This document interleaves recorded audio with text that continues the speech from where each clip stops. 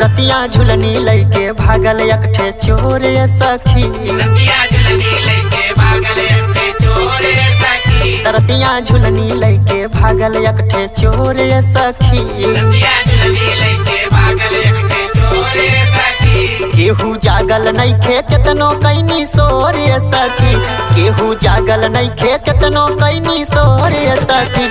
रतिया झुलनी लैके भागल एकठे चोर सखी। रतिया झुलनी